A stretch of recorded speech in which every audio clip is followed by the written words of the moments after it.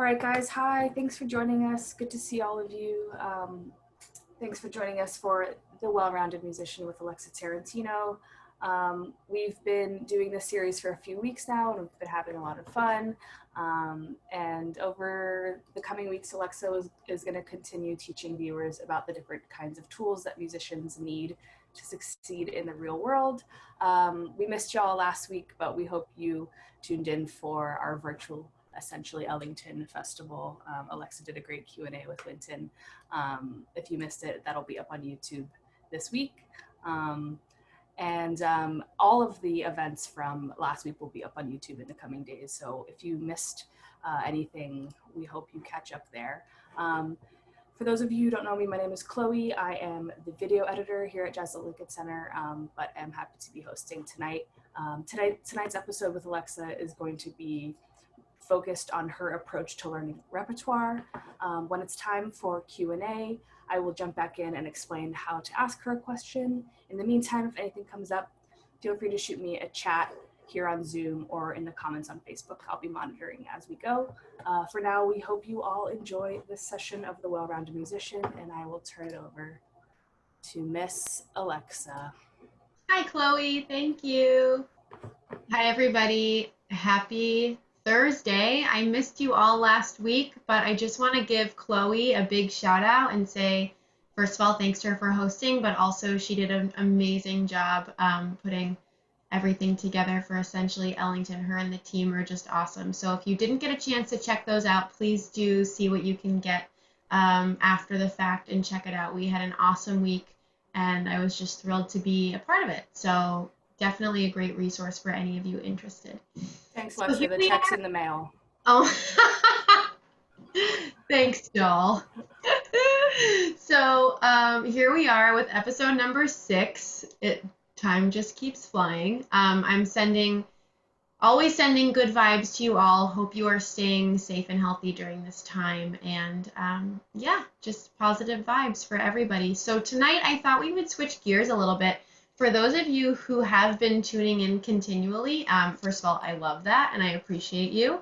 And the past 2 episodes, we covered this topic of developing your musicality, and we broke that up into 2 parts.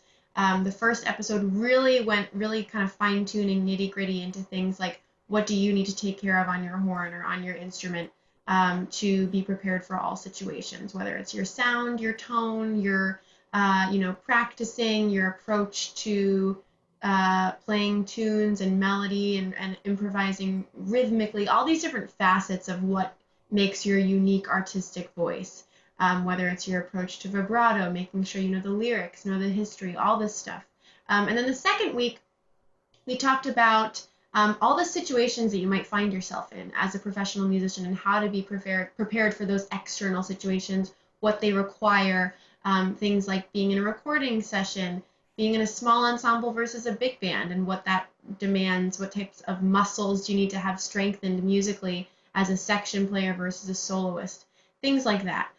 So our top 3 takeaways, if you've been with us, you know I do these every week, and our 3 takeaways from last time were related to musicality and also related just to humanity and to being a positive, contributing positively to our communities, whether they're musical or to your family, to your school, to your home community. And so that was number 1, be kind.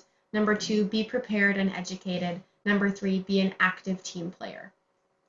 So, and as a reminder, I have been, for the first part of these sessions, I've been doing free download resources on my website. We took the past couple weeks off, but the downloads that's still available is my 10 ways to practice smarter. And so Chloe will be dropping that link in the chat. If you have not already grabbed that resource, it's there for you. If you are already signed up, you should have received it in your inbox through my newsletter. So let's talk about internalizing repertoire. I remember when I was at the stage where I was trying to learn tunes, maybe high school, middle high school level, I just felt so overwhelmed, and the idea of mastering the jazz repertoire seemed so daunting. Of course, we can never actually master something, but just having, hundreds of tunes under my belt and being prepared for the terrifying jam session, that just all seemed so scary to me. And now looking back, I really wish I had approached it differently. And I felt like the way perhaps that it was presented to me, either through, just the general jazz education setting or stories from peers and mentors and people that I look up to, it just seemed really overwhelming. And I over time have developed a system that I still use with every tune that I learn, and I give it to all my students, because I really want to make sure when I'm learning a tune that I'm not just learning it instantly for that, that gig that night or that session the next day. I want to make sure that I'm remembering it for as long as I can and really internalizing it as opposed to memorizing it. So that's one thing to really think about, like, what is the difference between memorization and internalization? Now, for me, I have one of those, kind of systems where if I read something enough times the night before, like, okay, I'll be prepared for the text the next morning. I could maybe pass that test and answer the questions. But I guarantee you, I would forget it, a week later if somebody asked me what happened in, 1964. What record was recorded, and I would not be able to remember. And so for me, internalization really comes from giving the elements of the tune some context and really giving them deeper meaning, attaching them to larger elements so that you have that context to refer to later on, as opposed to sort of just like you're pulling these tunes out of thin air. So, and I've talked about this before last week, or maybe 2 episodes ago, was this concept of phrase models, and that's something we're going to touch on as we go. But just thinking about before we get into the nitty gritty, if you look at all these tunes that we're learning, jazz standards at any level, it could be C Jam Blues, it could be Autumn Leaves, it could be Just Friends, it could be Giant Steps. When you look at these songs, they're all built and constructed from the same general foundation. And in jazz, the most popular chord progression is the 2-5-1, and we can really kind of analyze all these tunes and categorize them with the way that they're built, chord progression wise, or if they have signature elements, specific elements, we can kind of categorize them this way. And that way, when we're standing there on a jam session and somebody says, oh, let's play a rhythm changes, you're not just thinking of, okay, I think I learned one melody that was a rhythm section, rhythm changes. What did I learn? You can kind of think about that chord progression and think about, okay, yeah, I know about 10 to 15. I could think of about 10 to 15 melodies that identify with that type of vibe, that type of progression. And so the idea is just to kind of set yourselves up for success using this method. So I'm going to use Autumn Leaves as an example tonight. And actually, I wrote a contrafact on this tune a while back. I think it was called Summer Waves or something like that. But we'll just look at the chord progression now because that is public domain. But I'm going to play my first key step is to listen to as many versions of the song as you can. Absolutely as many versions. So whether it's instrumental, whether it's vocal, it could be a string quartet, whatever it is, find absolutely every single version that you can. Dig into it, figure out what they're doing, check it out, and note the differences, note the similarities, and always be gravitating towards the melody in an attempt to really get it under your fingers or your voice as much as you can. So after finding many different versions, especially the definitive version, meaning that one that really made it iconic, that iconic version. So, if you're learning Take the A Train, you want to go to a Duke Ellington version. If you're learning Confirmation, you want to go to that first Charlie Parker recording.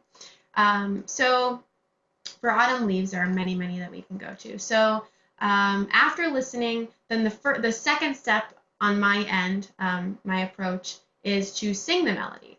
So no matter where you are in your vocal process, we all are we have the ability to hum a melody, and it just helps. That's one step further to internalize it into your body, into your muscles, as opposed to just pressing buttons.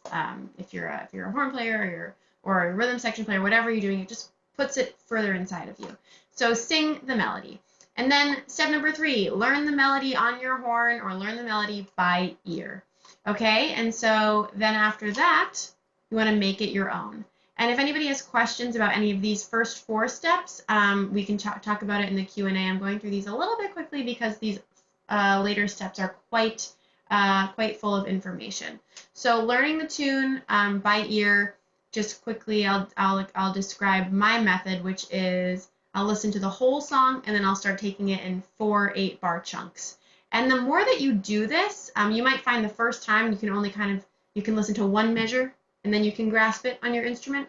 But the more that you do it, you'll find, okay, now I'm getting a 2-bar figure that I can kind of digest and put on my instrument. Okay, now I can listen in 4-bar chunks and put it onto my horn. So it's almost like learning a language, and you just kind of grow and grow in terms of the amount of information that you can digest in one listening, and then working on putting that on your horn by ear. So then let's talk about this 4th step of making it your own. This is one of my favorite parts, especially as a lead alto player. So here's an example, and Chloe, let me know. I'm just going to play a few notes here.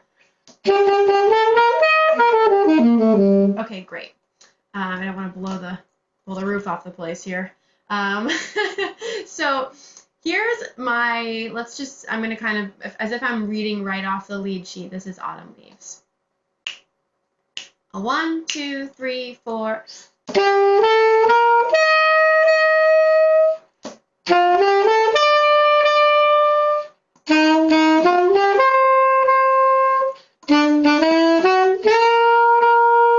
Okay, so that's the first 8 bars, with a little bit of, I wasn't doing a lot. I wasn't playing total quarter notes off the page, but I was adding a little bit of rhythmic embellishment. But here's what I really mean by make it your own.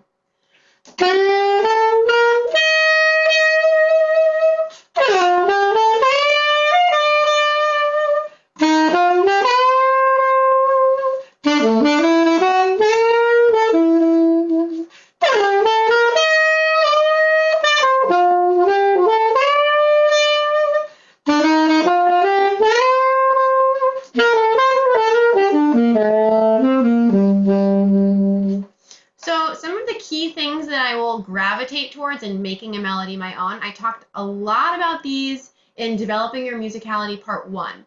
Vibrato is key, totally key, and it's one of the most unique things about you is how you play vibrato. And if you were with me on that episode, I talked about the difference between just playing one note just chock full of vibrato, or playing it totally straight tone.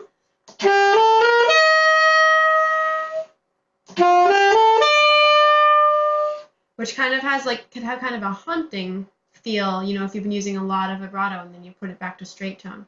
One thing I love to do is leave a note in straight tone for a while and then add the vibrato at the end.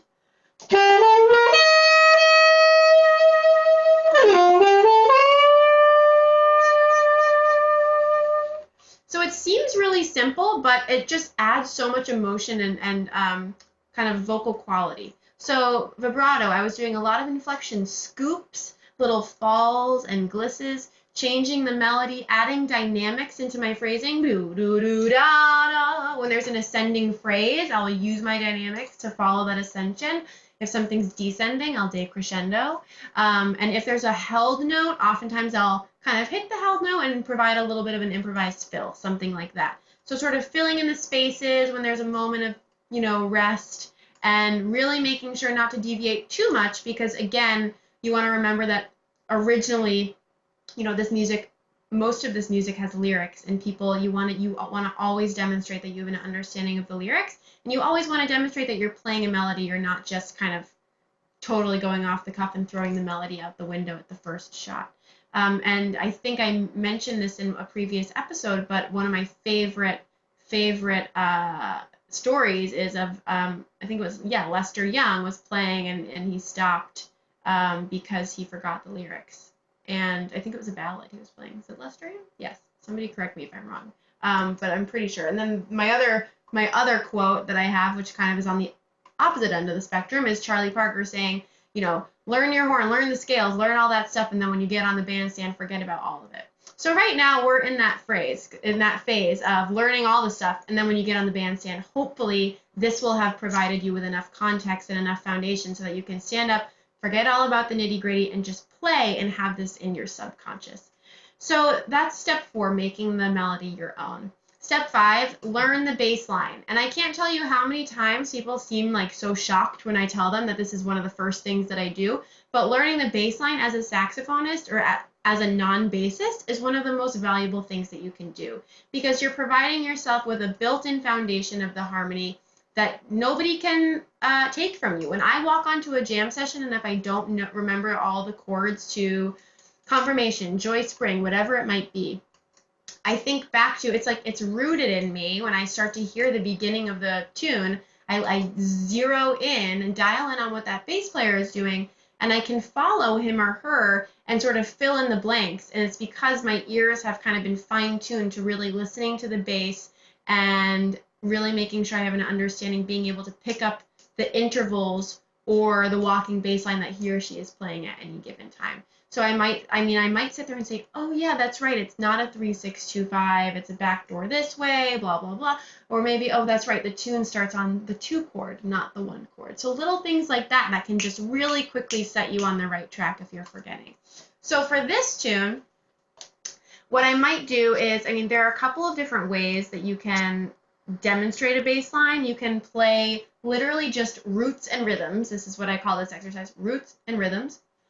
So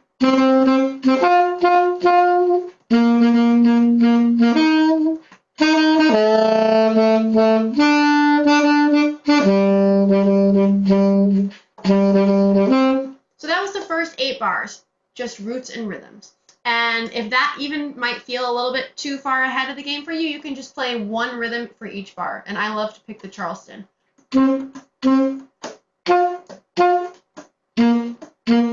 But for me, in that first demo, I was just improvising only rhythms throughout. And every bar, I was just sticking to the root of the chord. Okay? And so I see some people enjoying this. I see some smiles. Excellent. Excellent. So, okay, that's my roots and rhythms exercise, which I love. Yes. And I'm so glad everybody else loves this. This is good. So, anyway, so the next step is to actually play a real bass line. So, like,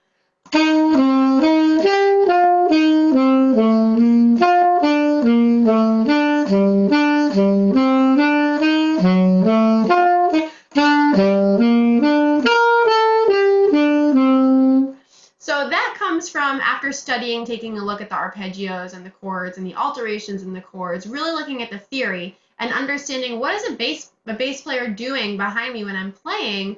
He or she is really trying to emphasize the chord tones on downbeats. So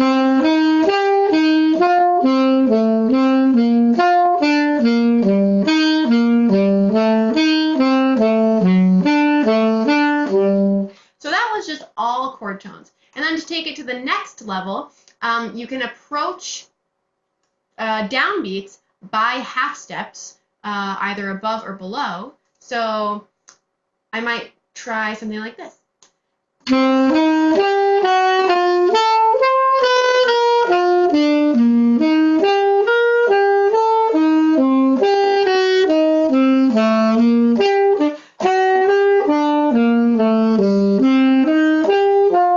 Okay, so I tried to almost always approach from a half step above or below, leading into beat 1 there. But it could happen on beat 1, beat 3, wherever feels right. So that's kind of playing a bass line, really trying to play like a bassist. And so a great test is if you can socially distanced, of course, get together with another musician that's not a bass player and each play the tune together and see, can you actually accompany somebody, even though you're not a rhythm section player. So that's how you really know you're outlining the harmony very well. So another example might be if I'm kind of breaking things up and getting a little bit more adventurous and really going with some classic bass player rhythms. It might be like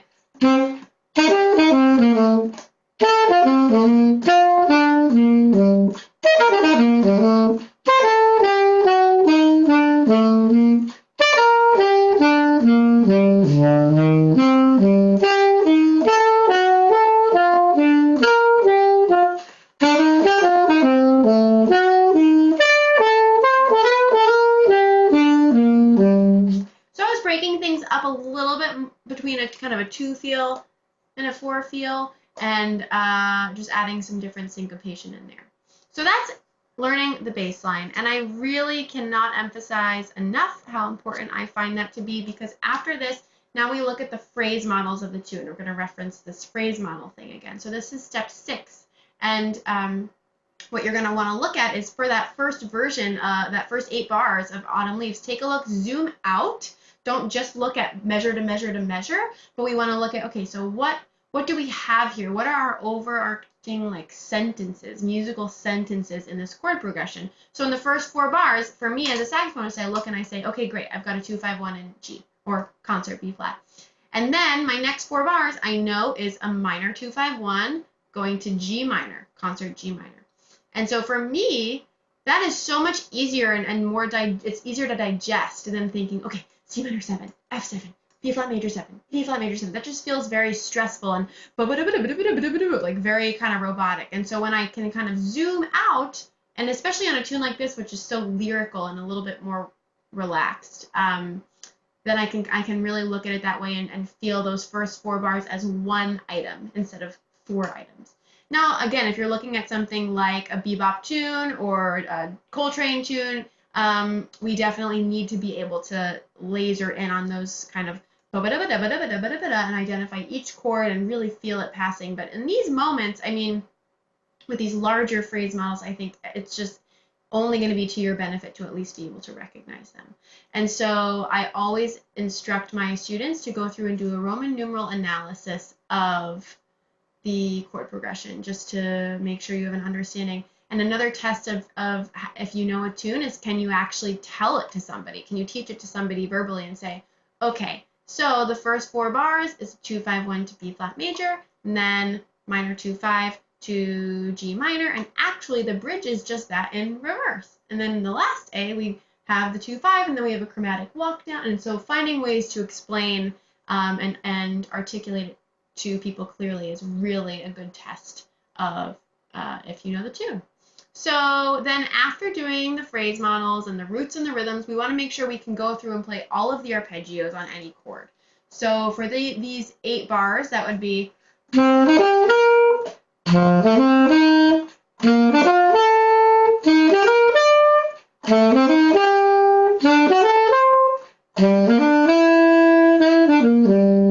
okay, so I'm just doing 1, 3, 5, 7. And so again, if you're looking at a chord and you're not familiar with maybe how to get a dominant 7 or a minor 7 or a minor 7 flat 5, that will take a little bit of extra theory study. But in general, I'm going to go through, find the 1, 3, 5, 7s, and if there are 2 chords repeated together, like back to back, I'll go up and then down, as I did in that last section. Okay, and so this step is also one that I will kind of refer to like within me when if I'm at a jam session and I can't remember something for some reason. Oftentimes I have a little bit of muscle memory or like ear training memory, and it will come back to me because of this particular exercise. So, I mean, I should be able to knock on your front door and say, hey, Maura, like sing me the first 8 bars of Autumn Leaves, and have you go, ba-ba-doo-da, bo-be-doo-da, bo-be-doo-da, da-ba-dee-ba. Okay? And so that's how well you want to know these tunes. Just like a surprise Alexa drop-in. Which, who knows? If I'm in your area, happy to do it. Okay, so then we move on to taking that to the next level, which is different permutations. So if 1, 3, 5, 7 feels like a breeze, then make yourself a list of all the different permutations of 1, 3, 5, 7. And the reason that I am so adamant about teaching this whole process to all of my students at any level is because it's very customizable for whatever level that you're on. Whether you are still learning how to build a dominant 7 chord, or whether you're working on 26-2 in all 12 keys, like to be able to sit and play the permutations of 5, 7, 3, 1 through all of those chords on a tune like 26-2 or Giant Steps, that takes some real focus and precision. So no matter where you are in your studies, I really think that this can help to challenge and sharpen your skills.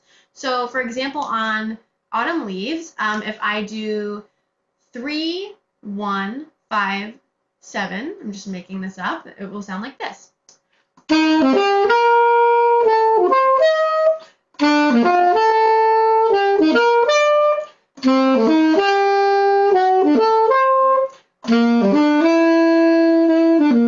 And so for that G minor, I generally play that as a G minor 6. And so what I did there was 3, 1, 5, 6. So again, it's it can be really fun just to like test yourself, and you could do a different permutation every bar, every measure, just to keep yourself on your toes. So if you're one of those people that likes math, like me, then you might have fun with that. And if not, then sorry, but you should still do it. It's like eating your vegetables. Okay, so the next step, according to my list, I'm on step number 9. If you need any clarification, if you're writing this down at the end, feel free to ask. This is guide tones and rhythms. So what we'll do is we'll go through and take a look at each chord. If I'm looking at that C minor 7 chord, I'm sitting there. Let's say I'm hanging on the 3rd. And now the chord's about to change. Where do I move to fit into this arpeggio? So we're talking about voice leading and making sure that you have an understanding of what notes are common between the chords and what notes need to move. And I had a music education professor at the Eastman School of Music, Chris Azera and Dr. Dick Grunow, and Chris Azera had this term called the law of laziness. And so with voice leading, I just loved this term because it would just remind me that, okay, find a note, and when the chord changes, how little do you have to move to still be sitting on one of those golden notes of that chord? So I could play for the first 8 bars. Here's one voice leading line using only the 1, 3, 5, 7s through the first 8 bars.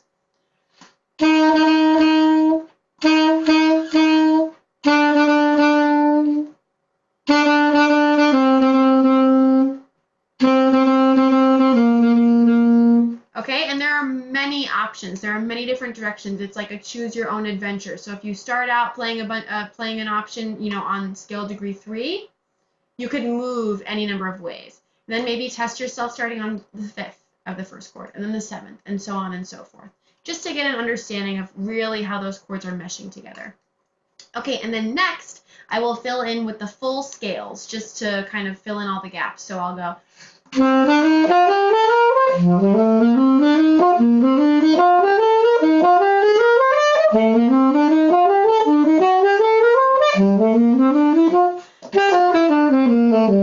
Okay, and so for some of those, like in the minor 2/5, there are different things that you could do. I think depending on the alterations at what level you're at, if you're looking at some altered versions of the chords.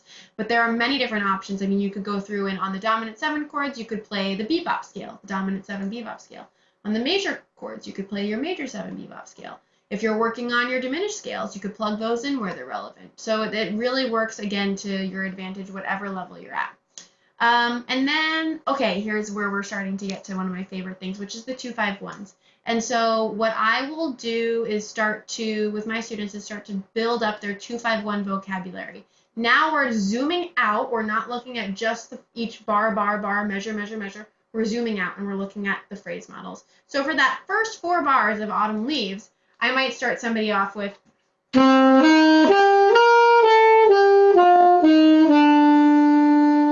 right? It's a very common line that we might use on 2/5/1s, but there are millions of options that you can take that lick in. So you could just change the rhythm up a little bit.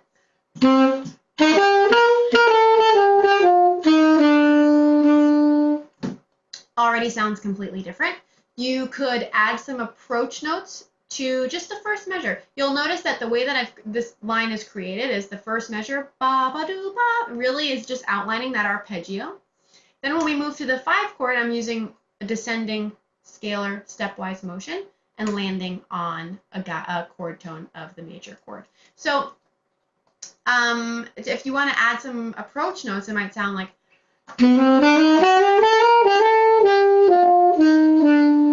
which already sounds completely different.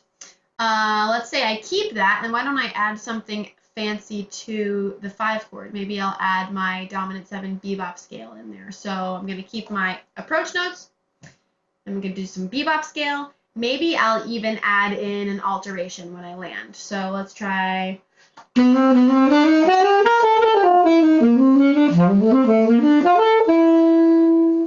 Okay, so I'm trying to give an example of like going from the most kind of foundational version of this line, then adding a little bit and looking at how can I change this in different parts of the line and really make it my own to something that's more complex. So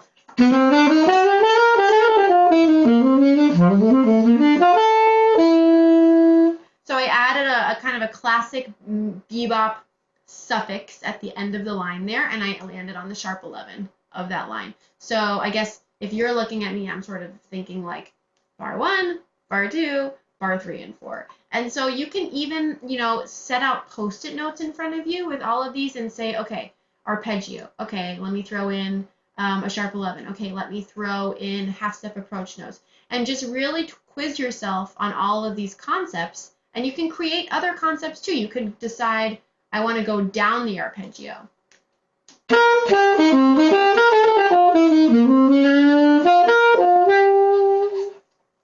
Or you could say you want to do some permutations.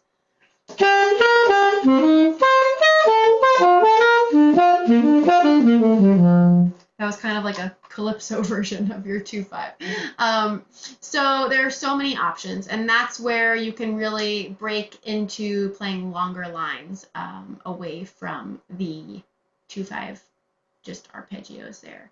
So I think I might actually cut it here, and we may, because I still have so much that I want to talk about in terms of this class, I might actually move the rest to next week and do part 2 of internalizing repertoire, because I really want to make sure I have some more advanced concepts here, and I want to make sure that everything's digestible. So let's stop it here and move to the Q&A. I would love to hear how this is resonating with all of you. I definitely am happy to talk about other things that we've discussed as well, any other questions. So just as a reminder to what we covered just now, step 1 is to listen to as many versions as you can of a tune, especially the definitive recording.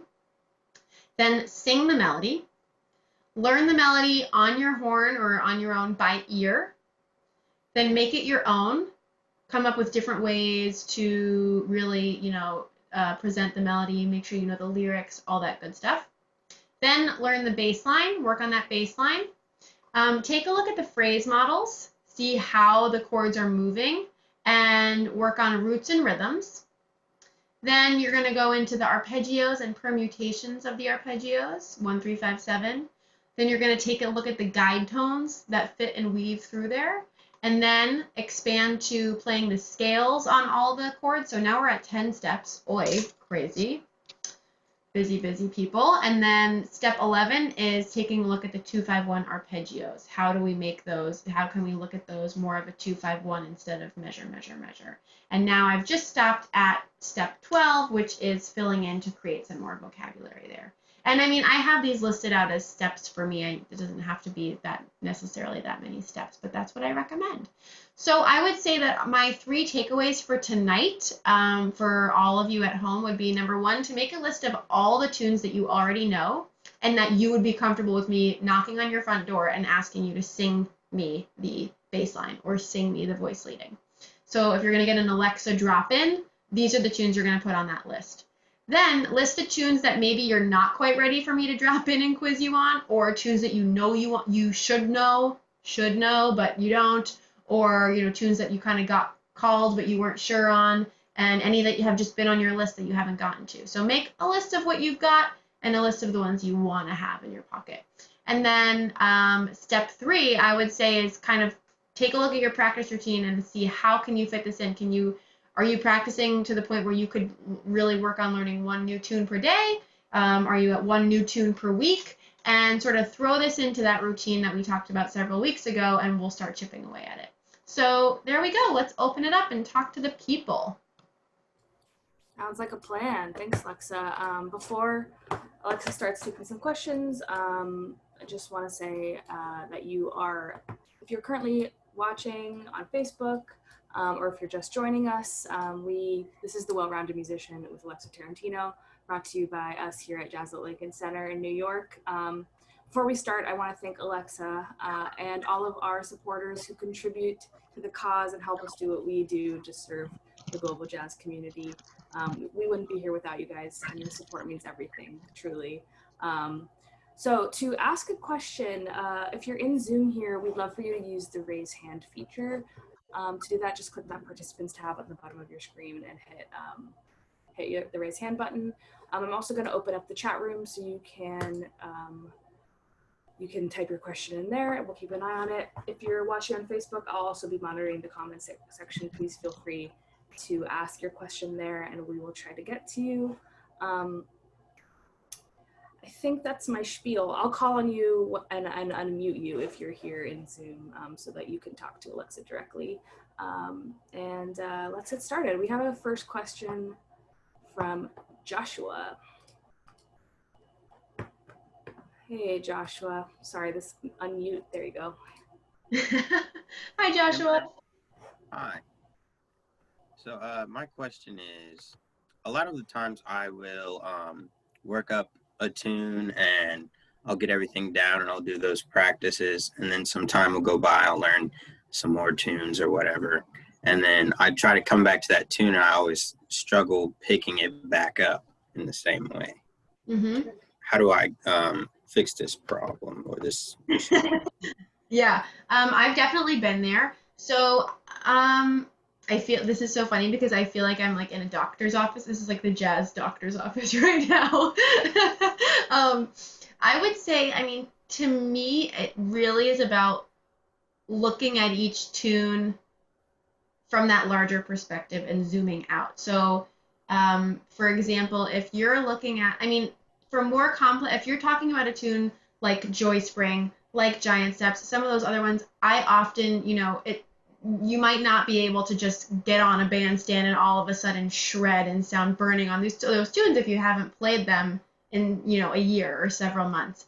But in general, I would say for this, I'm kind of talking about like more American songbook tunes or things that are really based a lot off of 2-5-1s with motion that you can kind of analyze in that way. So I think if you can just continue to practice tunes like this in the American Songbook, jazz standards, and continue to always be analyzing and train your ears to be able to pick up those common chord progressions. The idea, I guess the goal is that even if you haven't picked up a tune in a while, like you're saying, it won't be as hard for you to get back into it because of the way you've trained your ears. Does that make sense?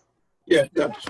So kind of like, I'm kind of a freak about ear training. I just love it. So even, if you aren't practicing every single tune that you know all the time, some things that you can do that will benefit all of the tunes that you know would be practicing your 2-5s in all the keys, practicing your minor 2-5s in all of the keys, and making sure that you constantly are coming up with fresh ideas and concepts. Because when you think about it, the crazy thing is we're playing like the same chord progression over and over and over and over again, but all these different songs are making it sound so different, and they're all just when they're put together in such different ways, it gives us a million different songs. So if you can constantly be fine-tuning the building blocks that create these songs, I think it will be that much easier when you do go back to one of those tunes. But the one thing I would say, like that's actually hopefully specifically answering your question, is I just listen to the bass player. I always go back to the bass player. And so even if you're about to get on a jam session and somebody calls like I'll Remember April and you don't remember it, even if you can like hop into the bathroom real quick and pull up a recording and listen through and pick out what the bass player is doing, if you've practiced your bass lines enough on tunes, then put your phone down and airplay really quick, give yourself a bass line on the tune and make sure that you can outline it well enough and then get out there. And that should, for me at least, that helps to get my ears in check, like to actually play a chorus on that song. Thank you. Yeah, great question, Joshua. Thanks, Joshua. All right, the next question comes from Helen here in Zoom, but she's typed it out to me. She's asking a question from Colombia. So thanks for joining us, Helen. She wants to know how you feel, internalize, and think about your throat and your tongue while you're playing. It's a big question, but. Okay, nice. We're getting in there, Helen. Thank you. And thank you for joining us. I love seeing when people are with us from international countries because I just think it's amazing. So I hope I get to Colombia to see you one day and meet you. But until then, here we are. And let's talk about my tongue on saxophone. Okay, here we go. So how do I feel it? Chloe, say that one more time. Okay, it's how you feel, internalize, and think about the throat and the tongue. Okay, it's great. So I always try to keep my voicing and my throat very open. I just think that's the healthiest way to be. It just keep it very open and it enables me to get a wide variety of tone, colors, and whatever I'm trying to express. So whether it's kind of like a Lester Young sort of raspy, woofy type of sound, or whether I'm going for more of like a Kenny Garrett, really bright and zingy type sound, that all comes from my air support and what's happening with my tongue. So like one example of something that I might change with my tongue is I might do sort of like drag tonguing or doodle tonguing, half tonguing, which is something that I noticed Dick Oates doing a lot. So like something like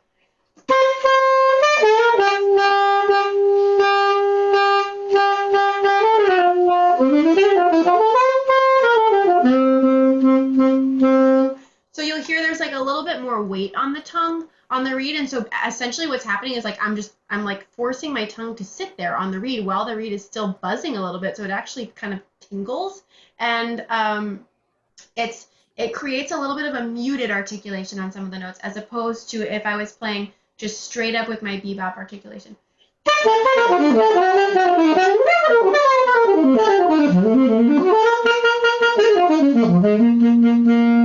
So that was like I was trying to demonstrate like smooth jazz articulation, not smooth jazz, but smooth jazz articulation, and then a little bit of staccato at the end.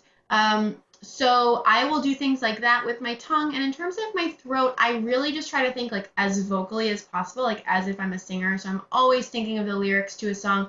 I'm always like just trying to make the melody as beautiful as possible. So there's this one ballad that I love that John Coltrane plays called Say It Over and Over Again. And an example would be like,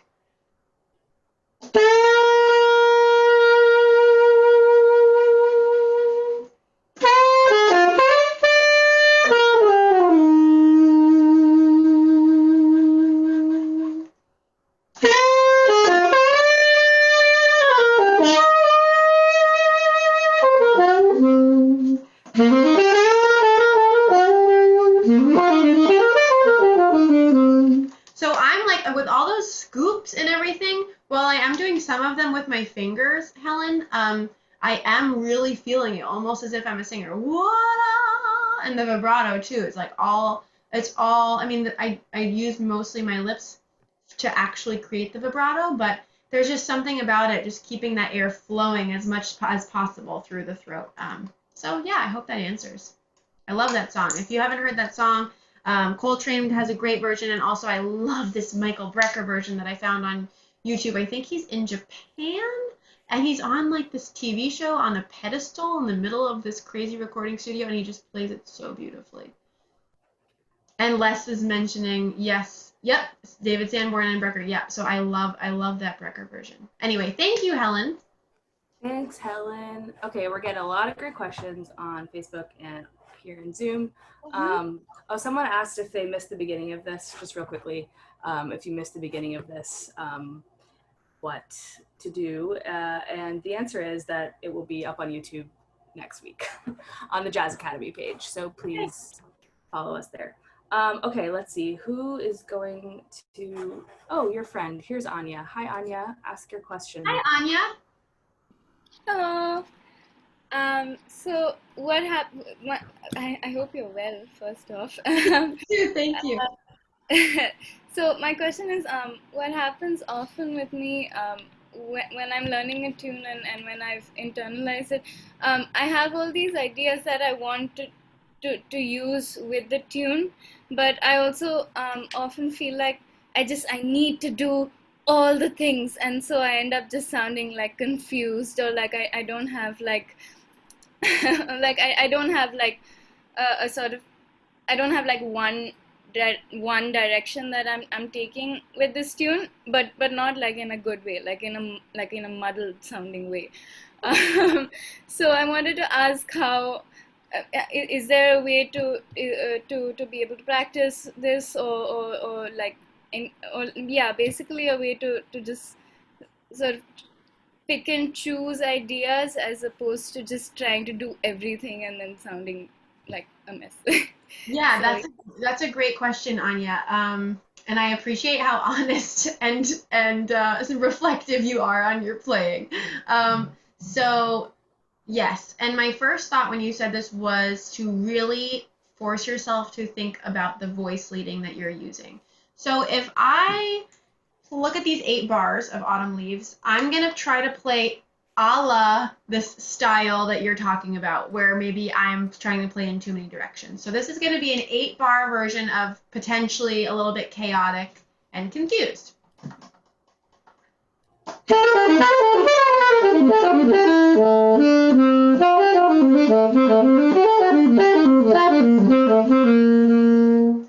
Okay, so I started off okay. I started off kind of with like a little angular thing, and then all of a sudden I decided I wanted to throw in some extensions and maybe be a little bit flowy for a minute.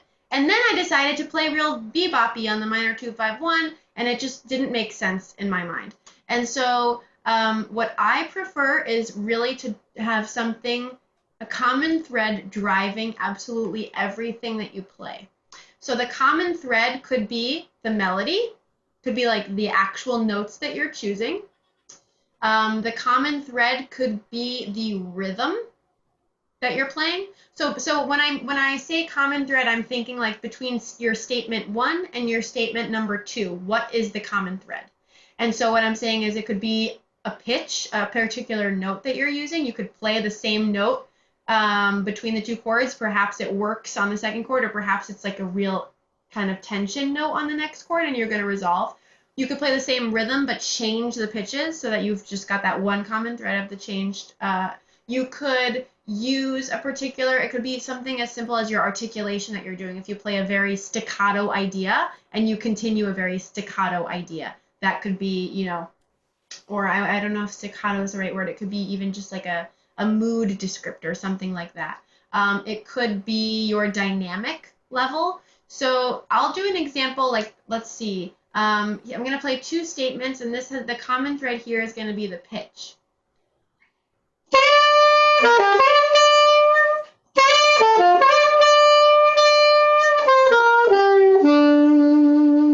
So my common pitch there was my high B. And there was also a little bit of rhythmic kind of a common thread there. And if I do, I'll just improvise another little thing where rhythm is going to be the main common thread.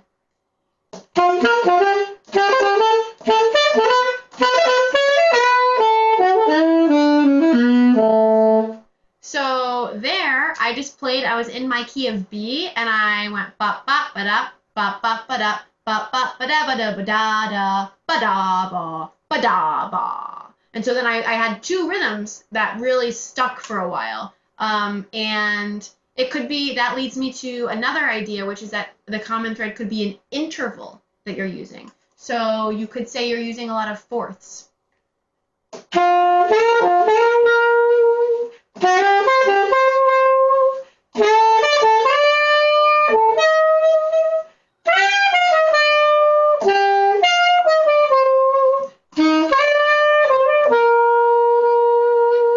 So the first part of that was really based on fourths. Ba, ba, ba. If I just played that as it is, you don't think of that as being something that you want to improvise in a solo, but if you make it sound like a melody and really sing it,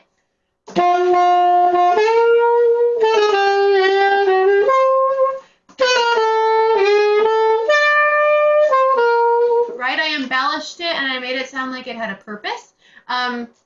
And then I came up with a little bit of a stepwise motive that I developed. So I would say, Anya, I do a lot of like exercises, and I'll talk about this more next week, but I do kind of restriction exercises where I'll tell myself, okay, for this chorus of rhythm changes, I can only play sharp 5 chords. I'm going to always play like a sharp 5 alteration on every chord that I see, or every dominant chord that I see.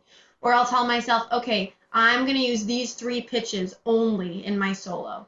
But on saxophone, you know, we have many octaves, so I can really, that still gives me a lot to work with. Or I'll tell myself, okay, I'm going to use this rhythm. Da, da, da, da, da, da. Da, da, da, ba, do, ba. Ba, ba, ba, ba, do, da. You know, like not the best singing, but that's an example of that. So I would say really force yourself to do one thing and see what it feels like to stick to it through the whole chorus. And you could start with a 12-bar blues if a full chorus of something feels overwhelming. Cool. Thank you, Anya, for your question. She's nodding. Okay, good. Yay. I hope that was helpful. Cool. All right, we've got a lot of great questions, so we're going to try to get to as many as possible. Yeah, let's do it. Hang in there with us, guys. This next question is from Chris Faze, and Chris actually participated in our Essentially Ellington Festival last week. Congratulations, Chris. Chris asks, hi, Alexa, what is your approach to minor 2/5s? I know there are many different ways. Yeah, awesome. Nice to meet you, Chris. Thanks for joining. So I'll do the same thing that I mentioned, playing the straight up arpeggios.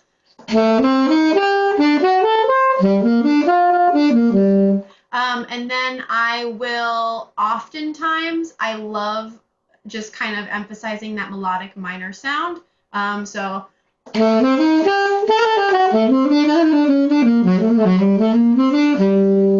Okay, so that's kind of one world that I'll venture into in a minor 2/5 is going straight for the melodic minor situation. Another thing is I will approach the 5 chord with the half whole diminished sound. So, and a lot of times on 2/5-1s, I don't, sometimes I don't play the 2. Sometimes I just look at the 5.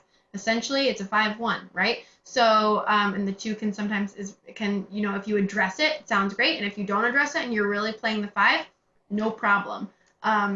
So I think, and a lot of times I will, if we're looking at, I'm not sure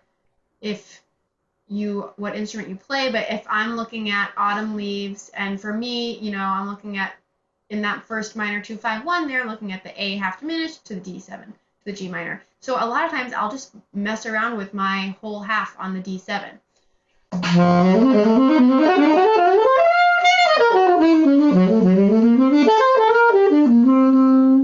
Okay, and there are so many different things that you can do, so many different patterns on that.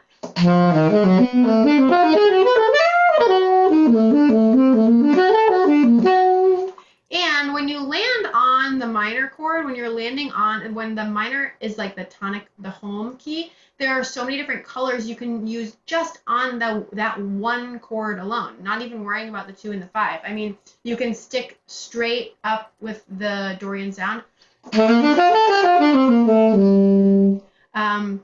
You can emphasize the 9th a lot, which was kind of like what I just did. You can emphasize the 13. You can land on that major 7. So there are lots of really awesome ways even to just approach that, to tonicize that minor chord. And I generally, I love my bebop scales. These are all very theoretical things that I'm saying to you. When I'm improvising, I'm not actually thinking to myself, let me put in a bebop scale here, or let me really do some half whole. But these are the things that I've kind of put in my toolbox that I'll pull from. And I guess I like to also do on that minor chord, and this could actually be in a major or a minor 2/5-1. I like to do mess around with approaching triads by half steps. So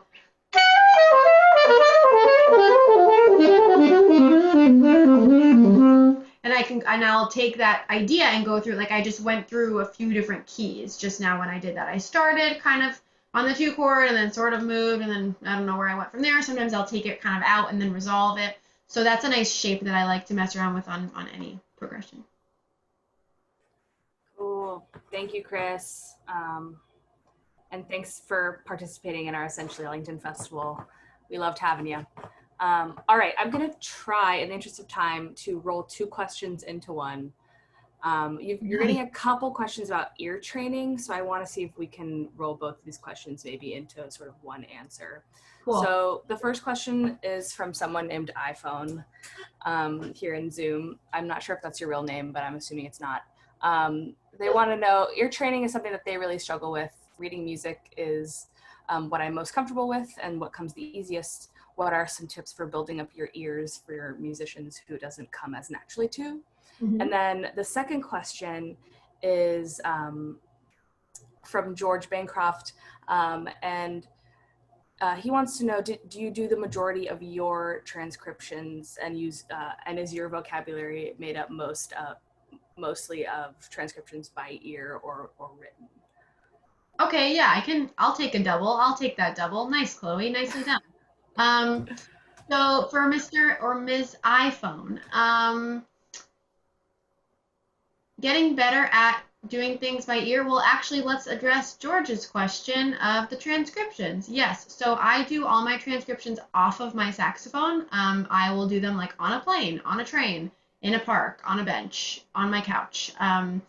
I love doing that, and I think that's what has built up my ears to where they are. And of course, they could always be, better. But I love that, and I think that really has helped me to develop a strong relative pitch. I don't think I had perfect pitch, but Carlos Enriquez, my friend, if he's watching, he always jokes with me and always tests me and tells me that I have perfect pitch. So if you see him, if people see him, you'll have to tease him about that, because I swear that I don't, but I wish that I did.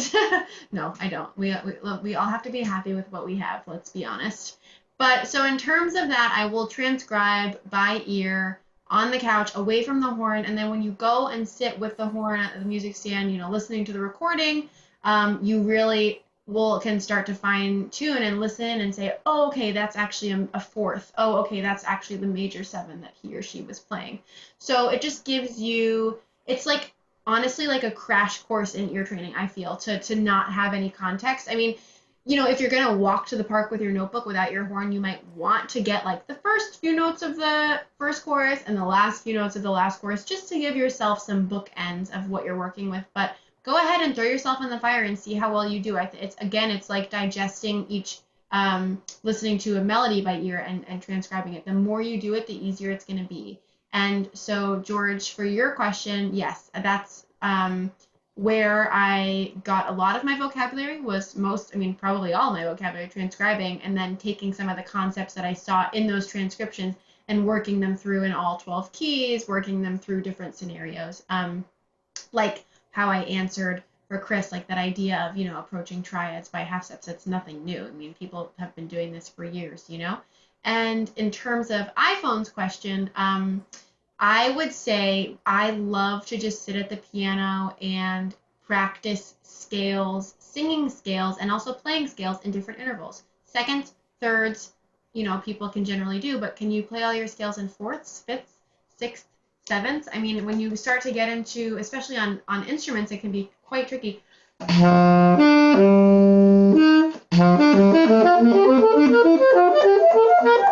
Right, so like really getting to play that, to be able to play them seamlessly on your instrument with all these different intervals.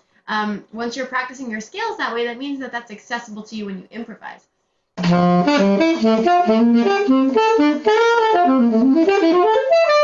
Right, so all of these ideas just come into your playing when you're improvising. So I would practice all scales.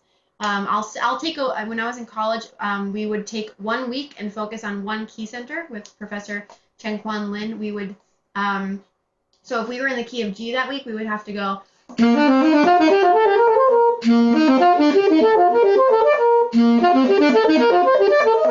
right, all the way up like that. and we would do full range. But that's just a small way to start really fine-tuning hearing intervals, playing intervals, and yeah, singing, lots of singing. Awesome.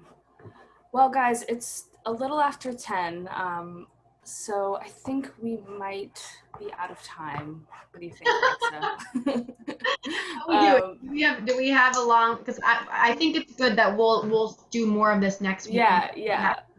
Well, if we didn't get to your question today, guys, come back next week and we'll get to as many as possible. But before we go, I just want to say thanks to Alexa. Thanks to all of you.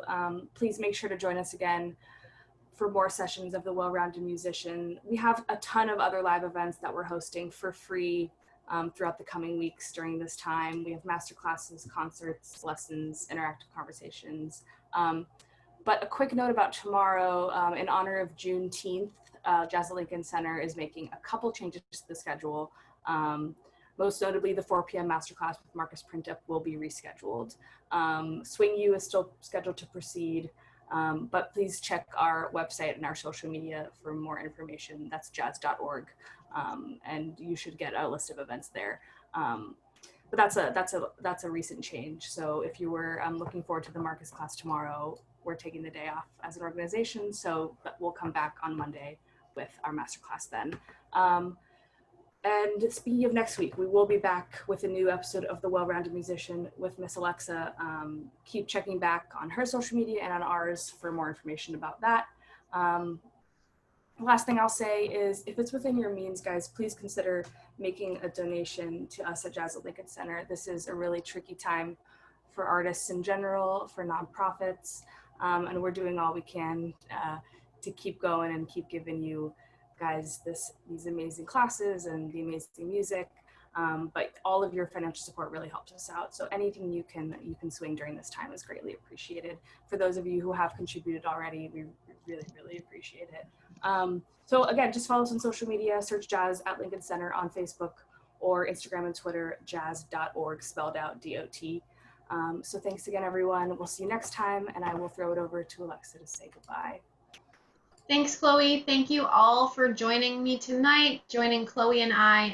We really appreciate it. And again, sending good vibes to you all. So your 3 takeaways from today for learning repertoire, Alexa's approach to internalizing repertoire, part 1. Takeaway number 1, list the tunes that you know that I could drop in and check your understanding of. List the tunes that you want to know or feel like maybe you should know but don't.